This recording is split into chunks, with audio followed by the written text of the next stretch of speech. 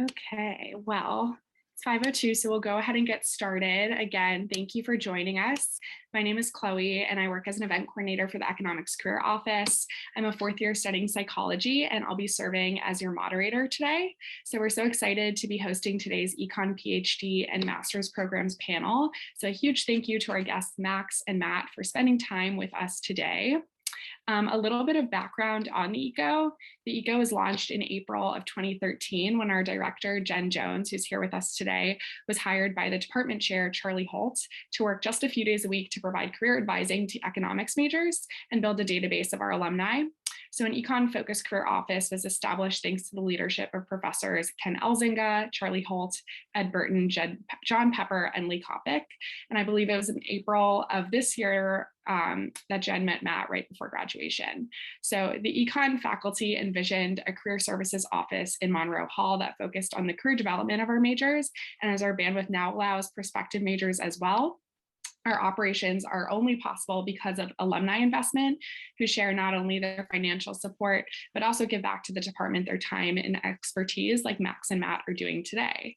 So here's how this program will run. Out of respect for our panelists, please keep your video on and your mic off just to demonstrate your engagement throughout the panel. If you are in a position where you can't keep your video on, please message Jen Jones separately via the chat, and casual dress is totally fine here.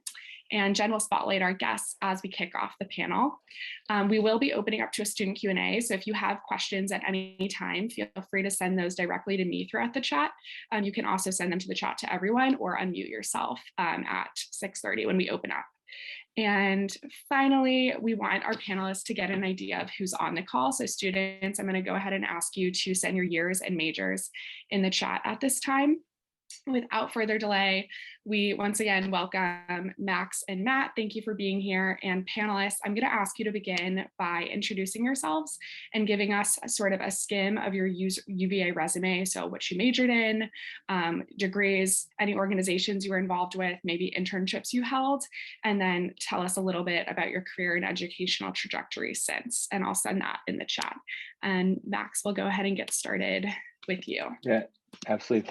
Thank you, Chloe. So I graduated in 2016 with a double major in foreign affairs and international economics and a minor in Russian studies.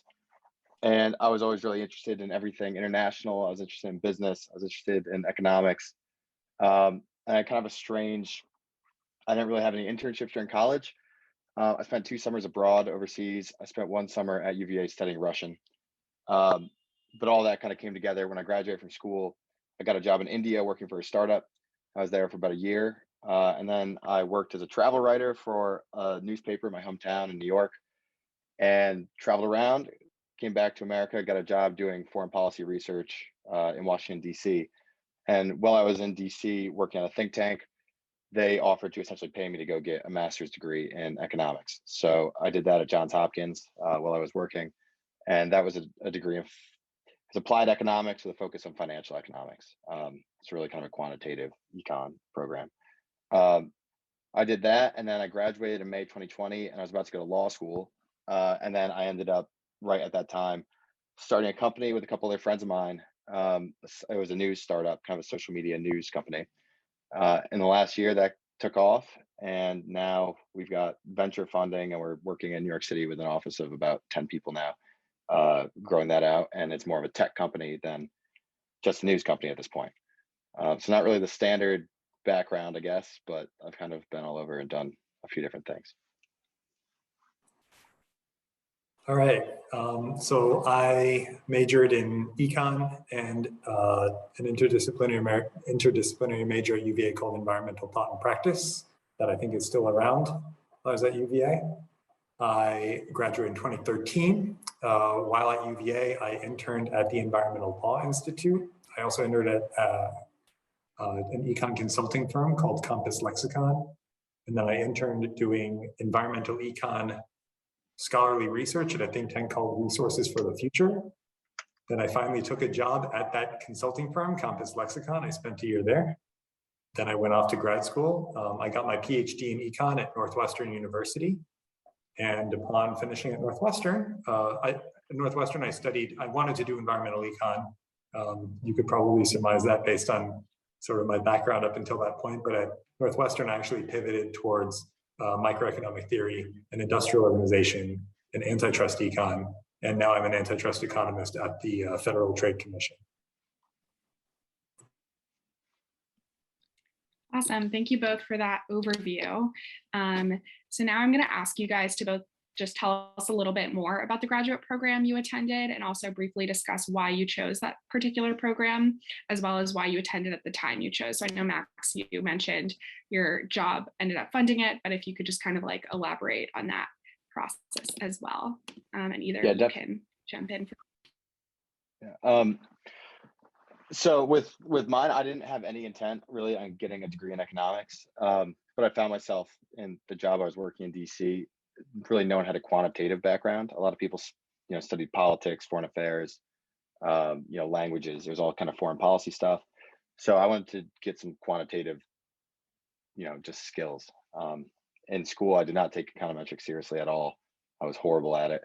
I wanted to learn more of it. I saw it just a way to make, frankly, more money, to get more interesting jobs, to do a lot of stuff, and just to study something I was interested in, and get just kind of like concrete skills. And the school I went to for Johns Hopkins in DC was 2 doors up from my office. So I just kind of applied, got in, and that was that. I was getting ready to make a career move, I guess, and it facilitated that for me. I have wanted to be, I wanted to be a professor since I was maybe like 15 or 16 years old. I read an article in the American Economic Review when I was 15 and was like, I don't understand any of this, there's so much math, but I'm good at math and I want to do math and I want to eventually understand this. So I took a lot of math courses and got myself ready to get a PhD, and it's sort of been what I wanted to do the whole time.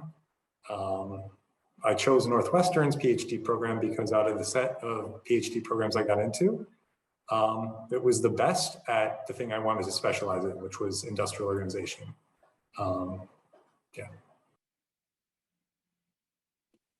Awesome, thank you. And could you guys both describe now a typical day in your program in terms of like the kind of courses that you took, as well as maybe the kind of projects you worked on or any research you were involved with? I can go first again. To be honest, because mine was, it was part-time. I did it full-time, but it was really a kind of part-time program. I just wanted to kind of power through it as quickly as possible. It was kind of, it was secondary to my job. I worked until 5 or 6, and I go to class until 9, and then on the weekends I would study to get through all my homework. It was a lot more quantitative than anything I did at UVA. It was tons of math, lots of econometrics, lots of, like linear algebra, just kind of stuff that intimidated me, that I think at UVA, either it wasn't in the econ program, or if it was, I definitely stayed away from it. Whereas in grad school, I wanted to like get more into it, and I didn't want to, I don't know, not get something out of it. There's also a difference when you're paying for a program for graduate school that's totally optional, and you're not just there for a degree, you're there to actually learn something. So I definitely spent more time taking that kind of stuff. There are lots of group projects too, and there's a whole, at least in my program, like an emphasis on networking and meeting people for the future. So there's a lot more kind of group work than anything I really remembered from econ and UVA.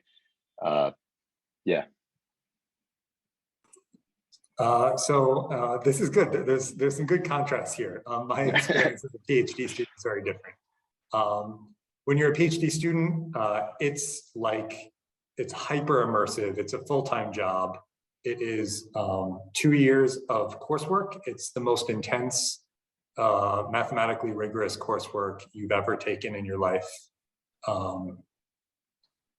Even like an upper level undergraduate mathematics course that's proof-based is probably not going to be as rigorous as the first year core sequence in the Econ PhD. After 2 years of coursework, you transition to being a researcher and working on your dissertation. And so you're in an office, maybe working with a couple of collaborators, fellow grad students, with like a marker and a whiteboard like I have over my shoulder here, or chalk all over you, like It's a Beautiful Mind or something, banging your head against the wall for, I'm talking like 15 hours at a time until like you can't see straight. And you do that for about 4 or 5 years, and you have to love it in order to in order to really appreciate grad school, but it's insanely rewarding if you have the right sort of personality for it. That might be the fundamental difference between the PhD and the master's. You don't necessarily have to be in love, at least the Hopkins one, you don't have to be in love with economics to get through, 12 months of intense courses, but there's a light at the end of the tunnel. Whereas I guess if you're in a PhD program, you got to really love what you're doing. Sure, absolutely. I think that's really helpful, kind of like outlining those differences. And I'm going to ask you to elaborate on that a little bit more. Could you talk about the actual application and admissions processes for each of your programs, including the timelines and some of the prerequisites that you had to take, if any?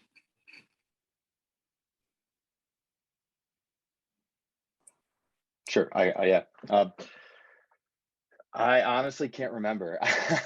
I don't know. It wasn't something that I know mine was pretty last minute. I know I enrolled in January, but again, the program I was in was really it was in DC, and it was for young professionals in DC to kind of beef up their quant skills and get a master's. Pretty much everybody in my program had studied economics, calculus, math, whatever, something quantitative undergrad. There were very few people that came in without a quant background, and you had to have taken, I think, Calc 1, Calc 2, and maybe up through intermediate micro or macro in undergrad. I don't think my program required standardized tests, but the main thing was that you have a quantitative background. And again, with mine, it wasn't like you had to be an expert economist to get into it. But the only people who are going to apply to take a bunch of upper level math courses at Johns Hopkins on like a Tuesday night are people, they just want to make sure you've got an affinity for it or like an interest in it. It's not like you're going to do it just to do it. It's hard, it's not fun, and it costs a lot of money. So it's kind of like, I think there's a lot of self-selection where they don't necessarily have to weed out, get certain people in it. They don't, to my knowledge, they don't release test scores either, or like standard, whatever, the metrics that you normally associate with like a program. I don't think they even put that out there. I think it was much more like you've got a decent, it was a bit more about your resume, your experience, and what you're interested in than anything kind of hard and quantitative. So Econ PhD admissions depend broadly on 4 different criteria. So the first one is your GRE scores. They don't care about your verbal GRE score because, to be honest, most Econ PhD students aren't even native English speakers. But the quantitative score out of a scale of 170 for a top program has to be like 167 or higher. Otherwise, you're not even in the game. If you can get a 167 or higher, means that you have a shot. Doesn't necessarily mean you're in. The very top programs, I went to Northwestern. It's a very good program. We can talk about rankings later.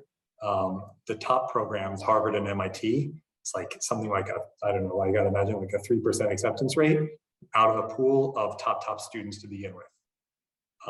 So the first GRE scores, then if you clear that hurdle, coursework.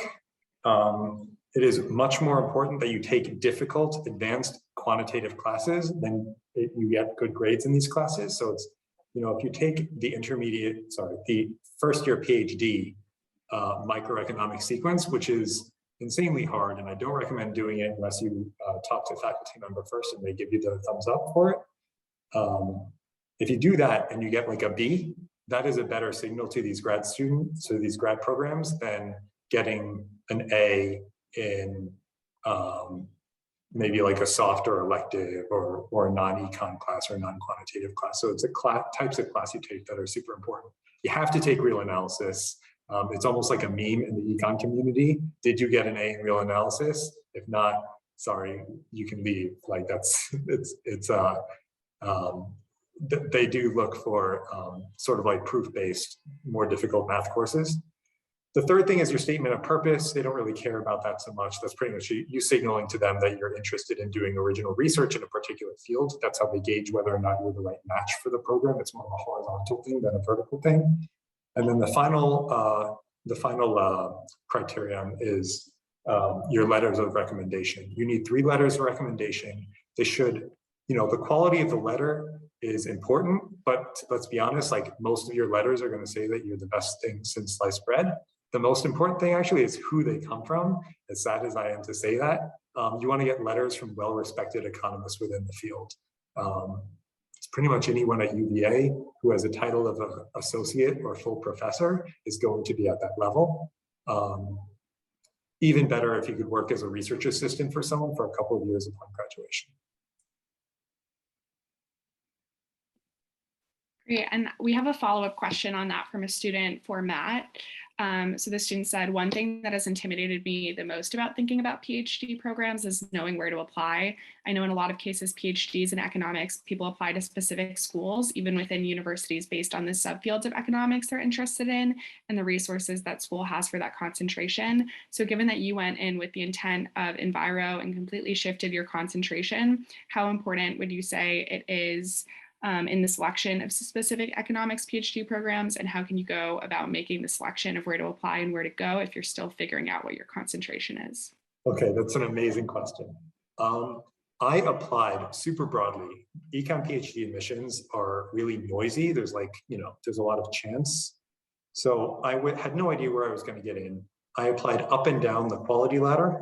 I applied to programs as low ranked, like outside of the top 60, and I applied to top programs. At the end of the day, it takes your time and $100 to apply to a program. So apply broadly. I'd recommend doing that unless you have a really specific threshold below which you wouldn't even attend a program.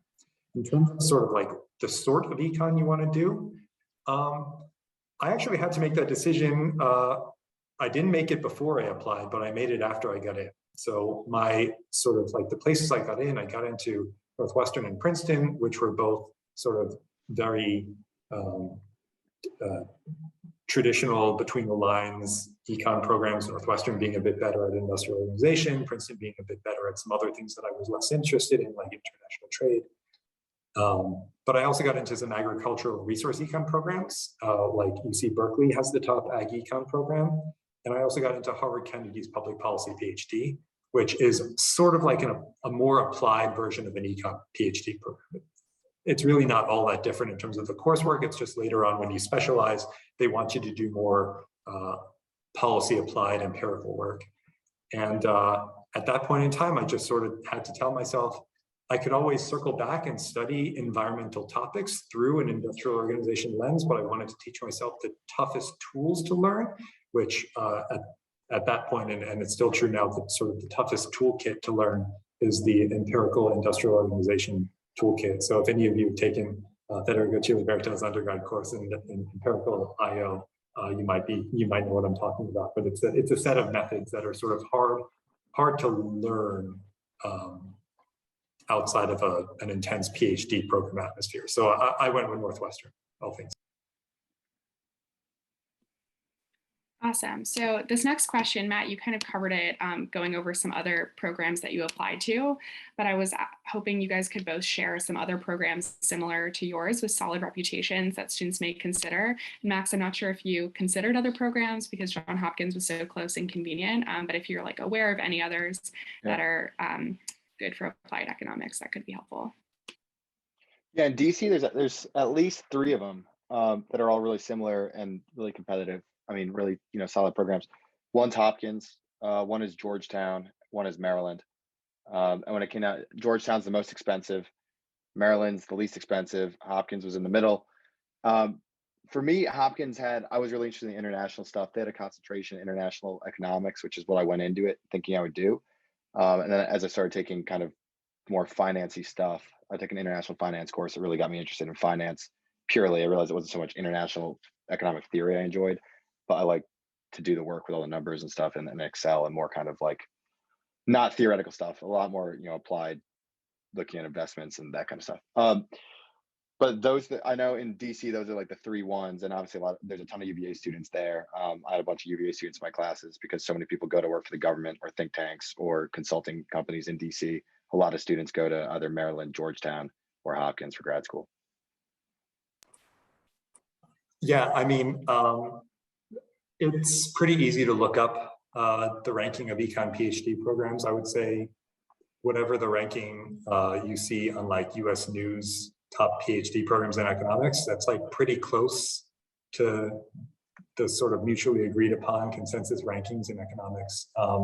The top 2 programs are Harvard and MIT. It's pretty much like one mega department, followed by Stanford probably. There's the usual suspects. They're all great. Northwestern's a good program. Princeton, Yale, U Chicago. None of these names should really be surprising to anyone. A couple of schools that have really strong econ programs that you might not think they have great econ programs because maybe their undergrad reputation is maybe not quite as good. University of Wisconsin has one of the top econ programs in the world and has for a long time. If you're interested in macroeconomics, University of Minnesota has always been a powerhouse, and I can name more, but yeah. Awesome. No, that was great. Thank you, guys. And just a follow-up question from a student for Matt again. When did you take your GRE exams? Okay, I took my GREs, I think it was October of my 4th year at UVA. I took a gap year working in consulting, so they last me at least like another year before I applied to grad school. I distinctly remember having to drive from Charlottesville to Richmond in order to find a testing center to take them. And I realized that there was a parking sticker, like a parking ticket on my windshield wiper while I was driving to the GREs. And I went to clean my windshield and I saw it go across the windshield while I'm driving down the highway. And it took my GREs very angry, but it lasts at least a year. I'm glad to hear you still did well on them. So kind of switching gears from that, can you both talk about how your economics degree has been helpful to you in your career, both your undergraduate degree and your graduate degree? And also, would you say that graduate school is necessary to advance in your field?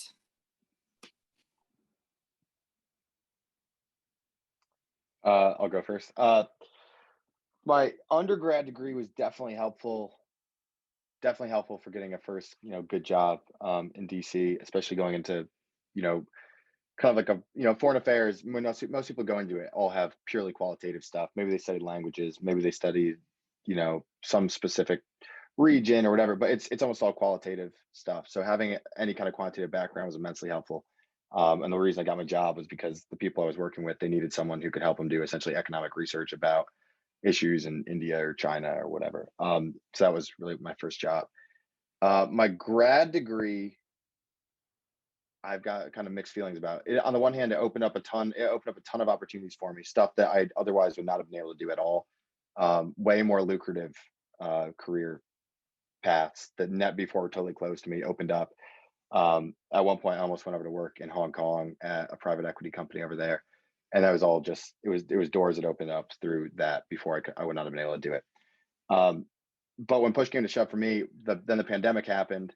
At the time, the economy was the opposite of now. There was not much demand for switching jobs in the economy, and I wasn't really sure what to do. And I thought about going to law school, and I was planning to go to law school, really thinking I could kind of combine an econ degree with a law degree to do something in kind of like business law that would make that would open up again tons of career opportunities. And then when push came to shove, I didn't want to do that either. And then I had an idea to do a startup, which with my friends, which I now I run essentially all the business stuff for us, and everything I do there. I wouldn't say everything, but a lot of the ways I think about things now came straight out of what I did in school, especially working on finance, learning not just how to, manage your own finances or whatever, but figuring out how to project cash flows and figuring out how to look at money and how to speak about the stuff in a way that investors would be interested in hearing about. A lot of that came straight out of what I learned in grad school. That was really helpful. So it's kind of, I did not go into it for that, but it certainly gave me kind of a quantitative foundation that was really helpful for a range of stuff I do in my job now. So the short answer is it is essential to do the jobs that econ PhDs do. There's actually a separate job market that is specifically for PhD students, and you need the PhD credential. It's almost like the closest thing I could think of is like medical residency. It's like there's like a centralized thing, and it's sort of separate from everything else. It's actually, there's a gigantic convention that happens every year where students, fresh PhDs, interview for jobs. There's a Planet Money episode about it. It's actually hilarious because everyone's nervous and sweaty and running around, and they're in suits and their shoes don't fit them properly. The job I have right now at the Federal Trade Commission, they will not hire you to this job unless you have a PhD. Most people who go for a PhD, they have at least some design to be a professor. Typically, they won't hire you as a professor unless you have a PhD. The people who go into the private sector with an econ PhD are usually hired to jobs that are specifically tailored for econ PhDs, and that's why they're advertised on this sort of like centralized market. So yeah, it's actually, I know some people who have sort of taken, I guess, civilian jobs, like normal jobs after the PhD, but that's the exception and not the rule. Got it.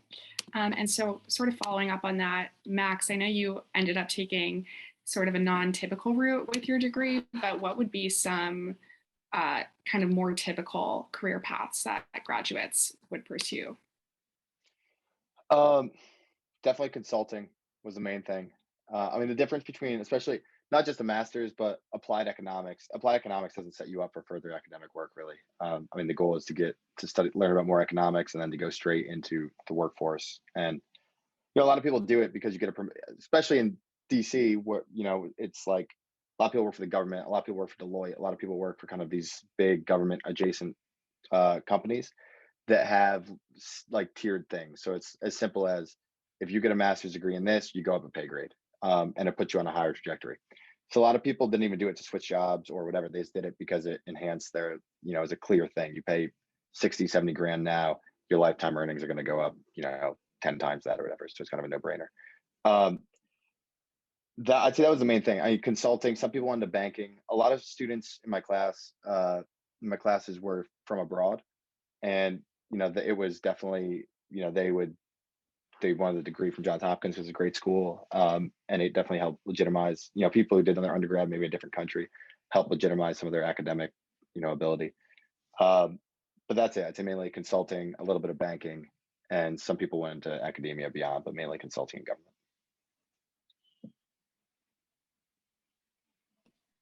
And another follow-up question for you, Matt. What would your track had been had you stayed at your previous company but received the master's degree? Me? Sorry, for Max. Oh. For that one.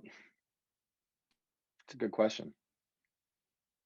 If I stayed at my previous company and received a master's degree, I probably would have left for a way better paying job in the private sector, because I was working at a think tank, which is a not-for-profit. And most people will go from, not-for-profit into something on the Hill, maybe working in politics. Some might go into like consulting, or kind of, a lot of it's political adjacent. It's like people want people who both understand politics, foreign policy, whatever, to kind of advise them on, business or whatever it is. All that stuff's way more lucrative than working for like an independent research organization. So having got that degree and realizing that I could go make, double my salary if I switched jobs, I probably would have just switched jobs and gone to do that. So not much reason to stick around there where I was. Got it. And I can throw that one at you as well, Matt. If you were to have stayed at Compass Lexicon, do you know like what your next steps may have been? Yeah, I know people who have stayed at Compass Lexicon.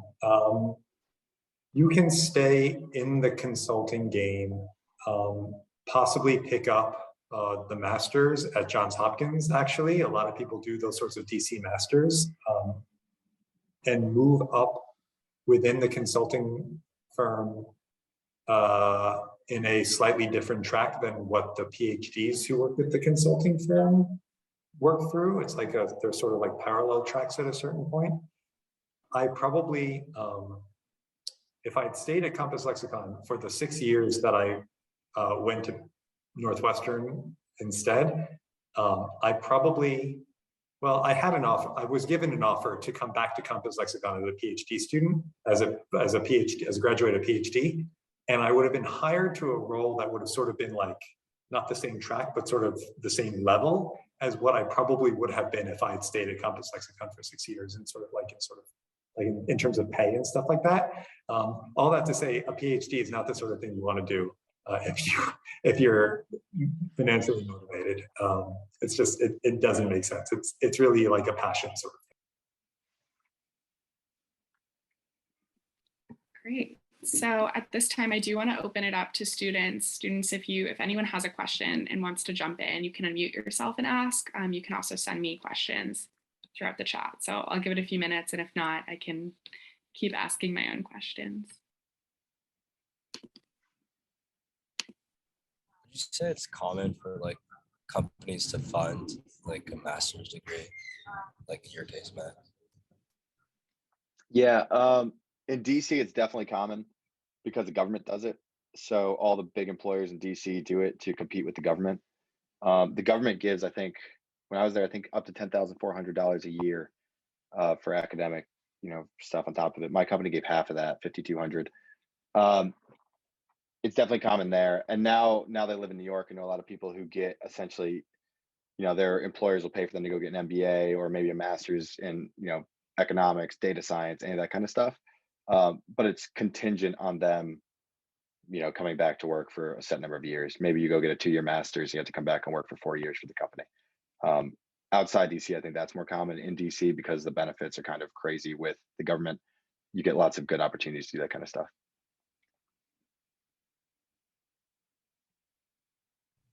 I have a question for Matthew. I'm just kind of curious, how did you pay your way through a PhD program? Do you pay tuition? Is it because you have like a TA role that kind of is your job, so they pay for that? How does paying above, beyond in grad school work for that? I'm just kind of curious. Yeah, you answered it partially. Part of it was I worked in consulting for a year, so I had like a little nest egg to get me through. Part of it is that they pay for your tuition, like it's sort of covered. I never had to pay tuition. That's pretty standard in an econ PhD. I got a stipend on top of that. I had to earn my stipend. Not a lot of money, like definitely sacrificing income. I would have made way more in the private sector.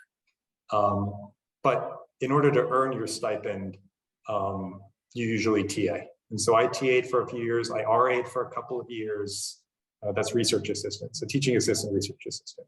So, and yeah, I had roommates for a couple of years. I had roommates actually. And then I moved in with my fiance. Like, yes, you find ways to make things work.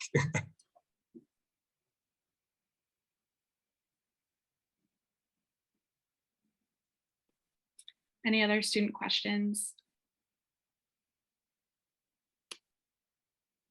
I got one in the chat. Are there any student housing stipend or is there student housing funding stipends available for grad students? This could be for either of you. I can go first. So it's pretty uncommon. Well, okay. So in terms of student housing, like student specific housing, it's pretty uncommon to see that in grad school. It's usually more of like a temporary thing. Like you maybe live in student housing for a little while you look for normal housing. I mean, most people in a PhD program are going to be in their mid-20s or maybe later. You don't really want to be living in like dorm type housing at that point. You usually move into an apartment. Outside of that, there's the stipend. The stipend supported my rent. I think there are a couple of universities, specifically Columbia and NYU, because it's so darn expensive to live in New York City, that they provide a little something extra specifically for housing. But that's sort of like a special case because it's Manhattan. Otherwise, yeah. And for mine, I have no idea about, I don't think they provide really anything. But that's the reason that you do it on top of working. So you can pay for all that kind of stuff and have to take out minimal loans or go into minimal debt or whatever it may be.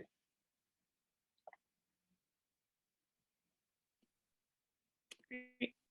And another question in the chat, this one's for Max.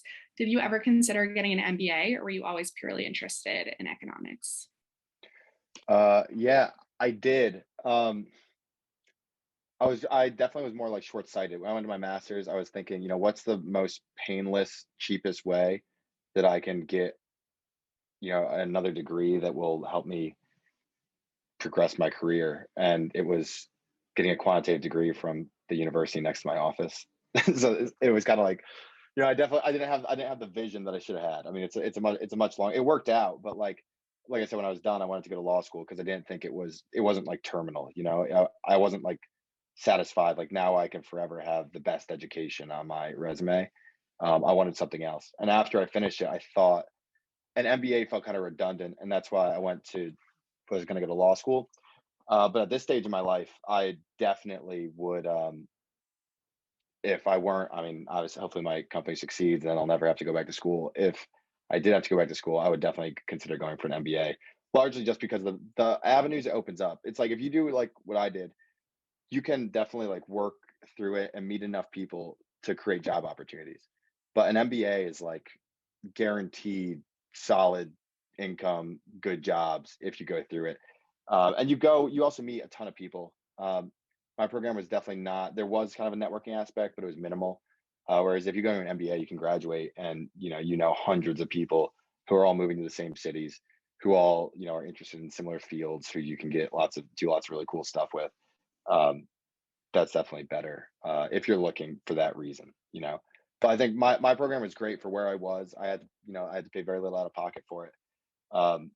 And it definitely set me on a different career path where before that, I probably would never even thought about an MBA because it was a bit too short-sighted and didn't really know exactly what I wanted to do.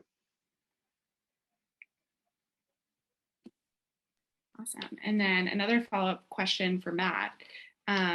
What do you know / think about pre-doc programs? So pre-doc programs, okay. I might actually need some clarification. Are we talking about classes? Or are we talking about being a pre-doc researcher?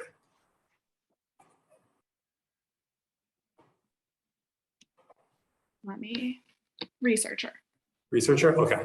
That I can tell you about. They're a great idea. I did a brief, I mentioned this at the very start of this hour. I did a brief stint at a think tank called Resources for the Future. It's in DC, doing environmental econ research.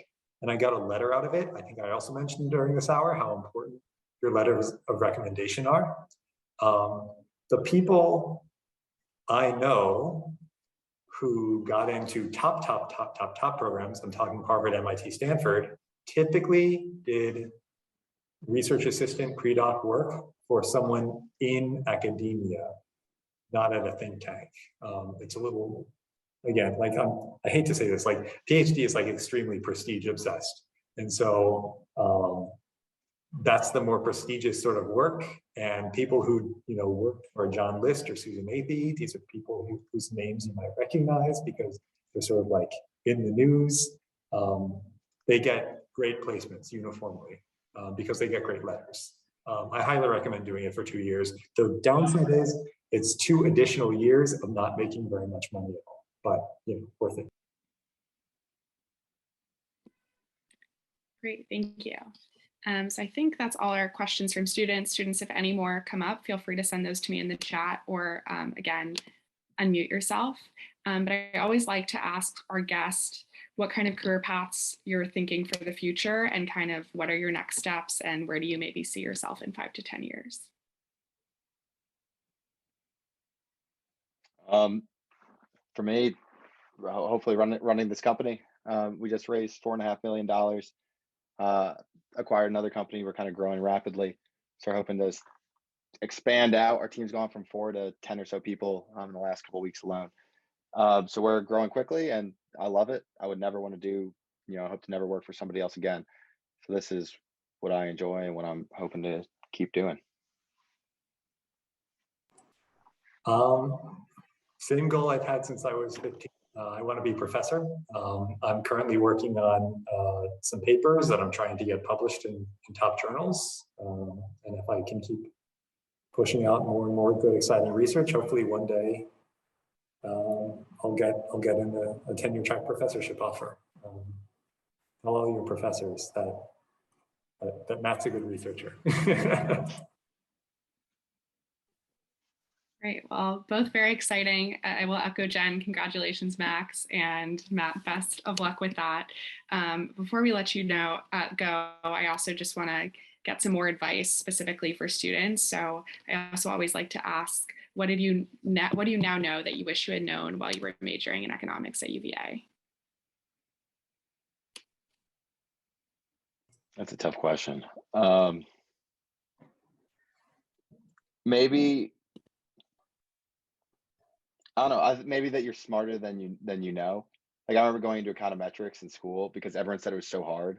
I definitely let that get to my head. I was like, this is awful. I can't do this. then when I was taking like advanced econometrics, like several levels higher in grad school, I was totally on my own. I had no choice but to learn it, and I learned it. I did really well, much better than I did in undergrad. So, you know, don't let it get to your head. I would like, don't sweat the small stuff. And by small stuff, I mean like, you know, especially as an undergrad, but even nowadays, I'm personally just an incredibly perfectionistic person. And I would like freak out about getting like a bad grade in like an urban planning elective. It's like, in the grand scheme of things, no one in an econ PhD program is going to care whether or not you can cite what a garden city is. They just want to know if you're good at math. And so I probably should have just, you know, conserved my resources and just done that.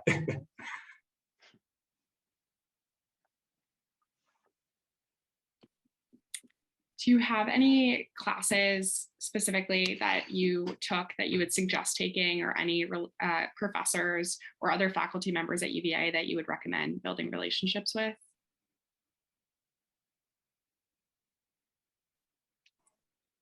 I could start.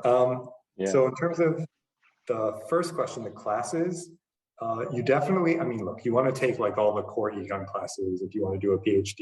You definitely want to take as much and as much intense math as you could. Like I took up through real analysis, differential equations, linear algebra. I probably should have gone further and taken like general topology and differential geometry and all this crazy stuff, just to sort of like, I don't know, build out my skill set. Certainly, in terms of like upper level electives in econ, the game theory class that I think Max Menger still teaches is a great option. Federico Chiliberto's IO classes are always a good option because they are also very quantitative and game theory heavy. Economics of information and uncertainty, if that's still an option to you, and advanced econometrics, the linear algebra based stuff. And of course, the grad level econ classes, if you can get approval. On my end, I don't know. There's the one econ course I took, obviously Professor Kopic, I'm sure you guys have already gone through his stuff. I think he's the best. He's probably the best person to know in the department. But there was a FDI. It was like political economy of foreign direct investment. It was like very niche, but it was very much like a grad. It was a 4,000 level course, but it's definitely like grad school. It felt like a grad school class. I can't remember the professor who taught it.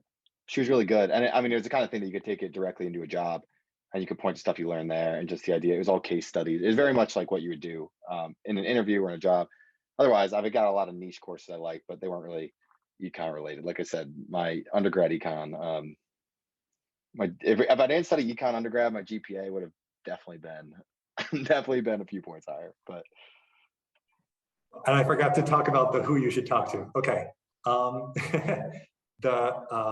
I would recommend, if you're interested in doing a PhD in economics, whatever subfields you're sort of vaguely interested in, whether it's macroeconomics, international trade, industrial organization, microeconomic theory, game theory, development economics, go on the website, econ.virginia.edu, find the faculty who have the title of associate professor, assistant professor, or full professor, and it lists their fields on their profile page, and you want to talk to the faculty who are in that field and maybe take some classes with them. Also, you want to do a DMP thesis. That's a really good, if you have an opportunity to write an undergrad thesis, it's a really great introduction to doing research and very rewarding. And yeah, like, you know, if you, I could give names, like if you're interested in doing applied microeconomics, like public and labor economics, you want to talk to people like Lee Lockwood, or John Pepper, or Amalia Miller. If you're interested in doing industrial organization, Gaurav Arial or Federico Chiliberto. If you're interested in doing sort of experimental economics, which is sort of like a niche thing, Charlie Holt is a legend in that field. So, you know, it depends. That's a great list. So thank you both. And I will, unless other students have questions, last chance, I will wrap up by asking you both to end with a final piece of career advice or just life advice that you'd like to share with our students.